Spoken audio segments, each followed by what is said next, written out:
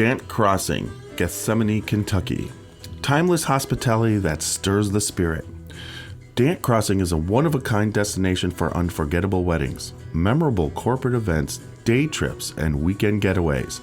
The pastoral campus is anchored by Log-Still Distillery and includes an amphitheater that seats 2,000, a 12-acre lake for fishing and unique lodging options, creating an immersive experience that's rooted in the community and culture of our little slice of Kentucky.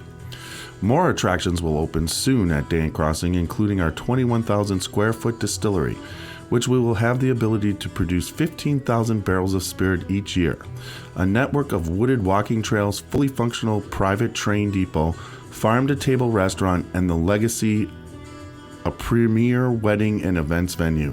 Whether you're looking to host an event, book a stay, or reserve a tasting, we're ready to welcome you. Learn more at dantcrossing.com.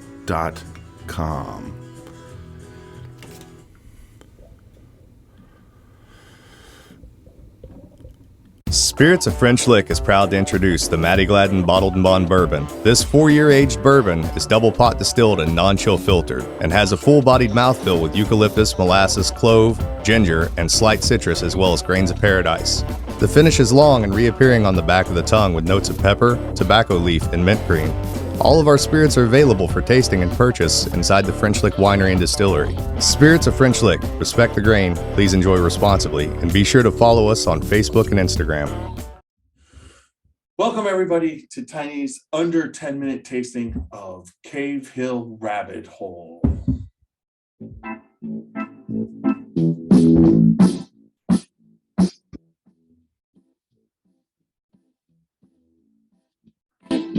Oh, show me the way to the next whiskey bar. Oh, don't ask why.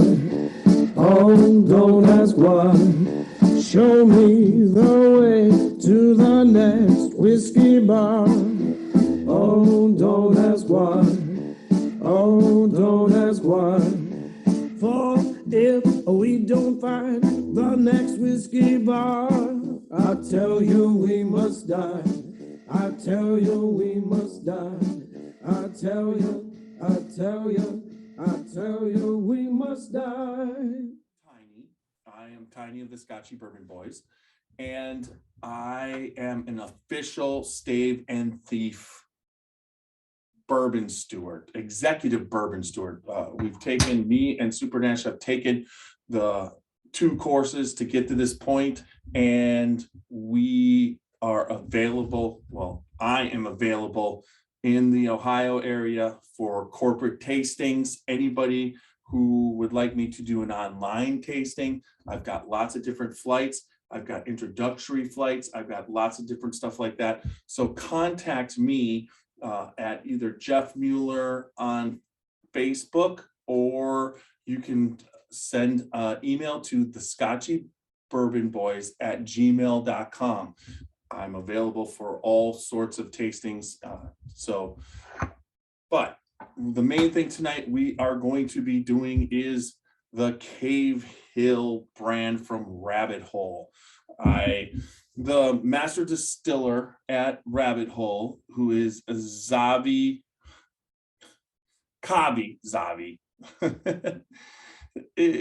Oh my gosh, it's Kavi Zamanian's.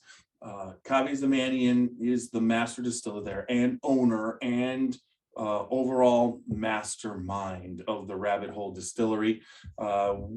Initially, we got associated with the Rabbit Hole Distillery through Adam Edwards, who is their, I believe he is their digital promoter. And I'm having a blank, but anyways, Cavehill is one of my favorite bourbons out of there. Now, this past summer, I was able to stop by and get the Race King.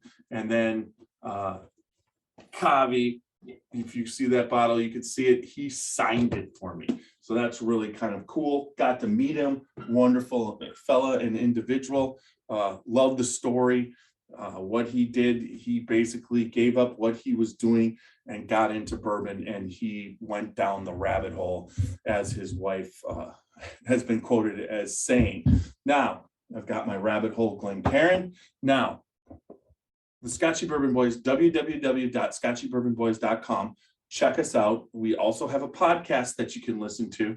If you want to check out the podcast, we're on all the major podcasts for the Scotchy Bourbon Boys. We also have on our website our own Glencairns, the Scotchy Bourbon Boy Glencairns. Now, I'm going to be tasting in this Rabbit Hole Glencairn tonight, and I'm going to be tasting this Cavehill. Holy shit.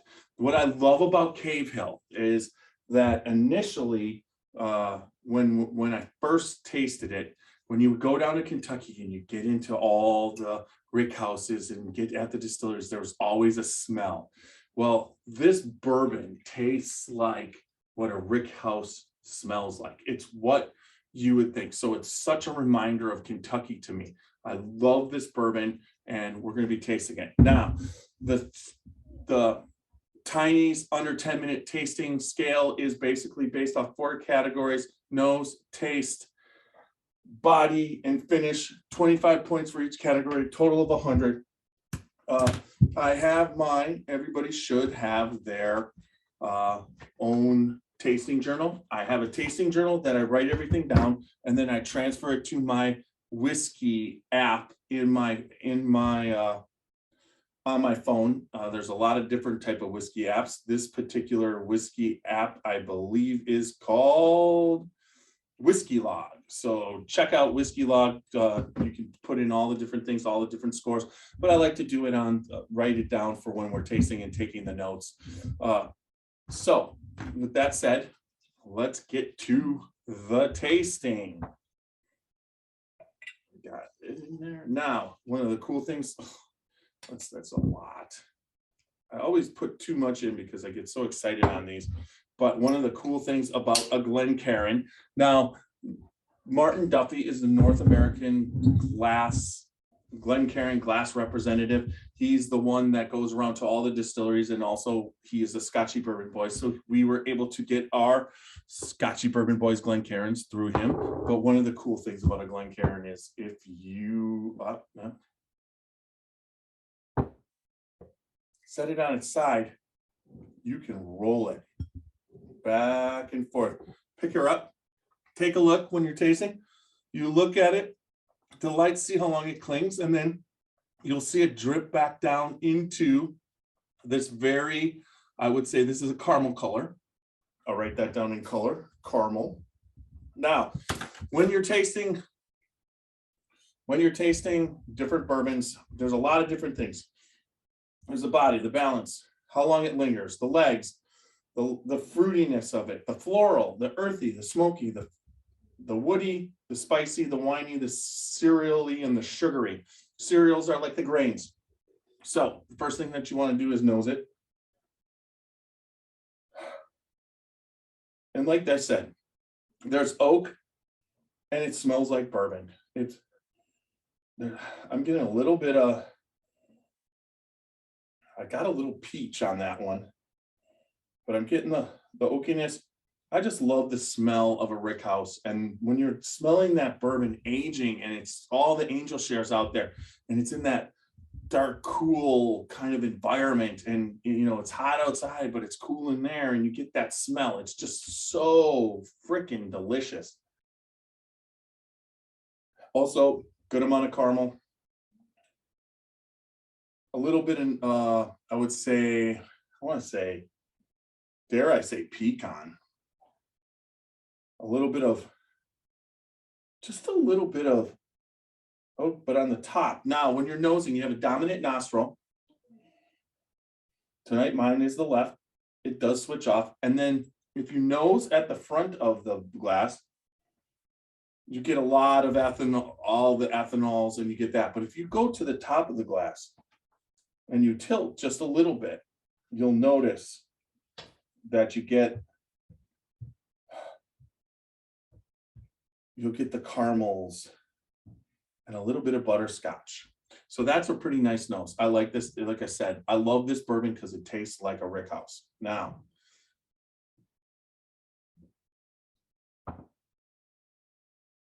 sweet up front, oak, it's exactly, I don't know how to tell you, but the balance of there's a nice hug. There's the right amount of oak in there. This is a 3-year bourbon. It doesn't drink like it's not young at all. So I'll give you real quick. The year was 3 years. It's 95 proof with a mash bill of 70 corn, 10 malted wheat, 10 malted barley, and 10 honey malted barley. So it's got a 4-grain kind of thing going on. Like they say dark gold, I say it's copper. And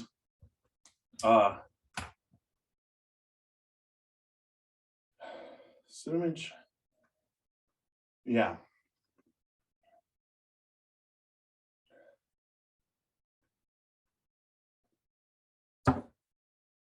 So the taste,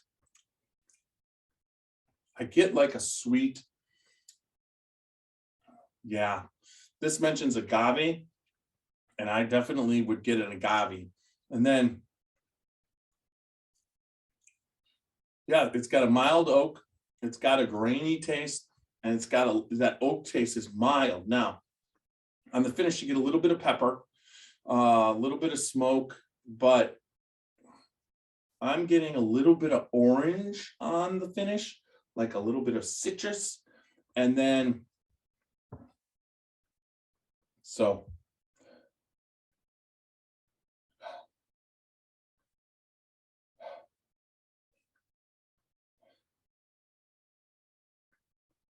it just smells like what bourbon you'd think it would taste. It smell like in a rick house. It's just, I just love this bourbon. You got to try it. It's well worth it.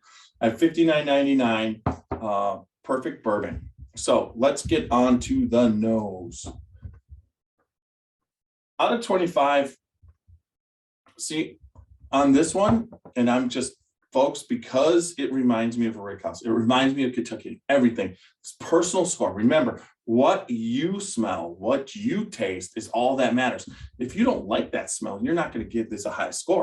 But I am going to give this one of the better noses because it just reminds me of being in Kentucky on a January 12th day when I'm here in Ohio. So I give the nose a 25.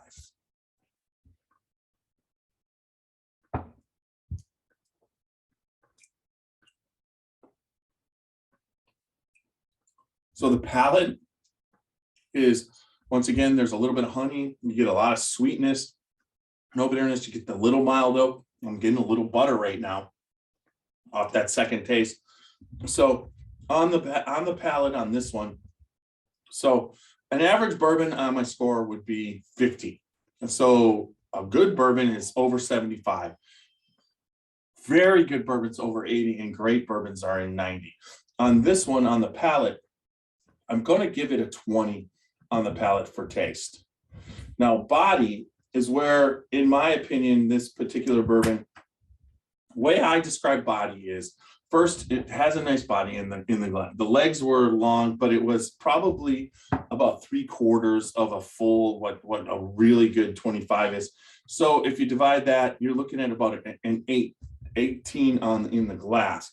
As far as as far as mouthfeel and creaminess, you're looking at, as far as body, you're looking at probably a 50. So that takes that body down to about a 16. And the reason why it takes it down to a 16 is because it's just a one-dimensional aspect on your tongue. It doesn't completely fill your whole mouth like a barrel proof would. I mean, but it is it's a 95 proof, so it's got that. So I'm going to give it a 17 as far as the body.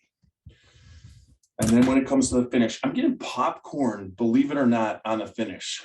I really like what's happening on that finish, and I'll give it a little bit more. So let's see what we got. Just a little bit more. So, yeah. So on the finish on this one, it's a medium finish. It's pleasant in your mouth. And I'll also give that, I gave that a 17. I'll give the finish a 20. So we're at 40, 60, 70, an 83. Nope, an 82.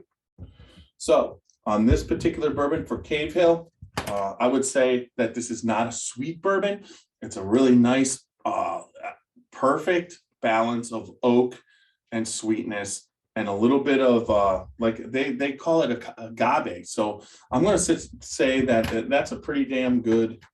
Once again, knowing everything about this bourbon and everything that I've tasted, it's just as good as it was when I opened it, when I tasted it at the distillery. I love Cavehill. I always have a bottle on hand. So I recommend anybody who is intrigued by this Rabbit Hole product to grab it next time it's on the shelf. This is Tiny's under 10-minute tasting. And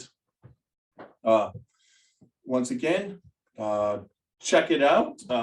Going forward, remember, I am an executive bourbon steward through the Stave and Thief Society, and contact me at the Scotchy Bourbon Boys at gmail.com if you're interested in I do Zoom tastings, I do in-person tastings, I do all those kind of things, and corporate tastings, events, that kind of thing.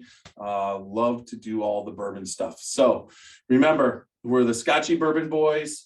I'm Tiny. This is Tiny's under 10-minute tasting of Rabbit Hole Cavehill. And until next time, remember, good bourbon equals good friends, good times, and everybody get the hell out there and live dangerously. Oh, show me the way to the next whiskey bar. Oh, don't ask why. Oh, don't ask why. Show me the way to the next whiskey bar. Oh, don't ask why. Oh, don't ask why. For if we don't find the next whiskey bar, I tell you we must go. I tell you we must die. The Watershed Story. A watershed moment might be pivotal, but it might also be quiet and fleeting. It could be a monumentous occasion, a cause for celebration, an enormous triumph, or a small daily victory.